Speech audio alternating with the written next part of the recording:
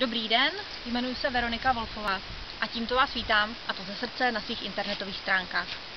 Internetové stránky jsem nazvala Moje cesta za pránou. Proč zrovna tenhle název? Rozhodla jsem se přejít na takzvané bretariánství. Bretariánství je životní styl, kdy už se není konzumována fyzická strava, hmotná strava, ale je možné přeprogramovat své buňky, a to natolik, že dokáží si sami na své buněčné úrovni čerpat energii nejenom ze slunce, ze země.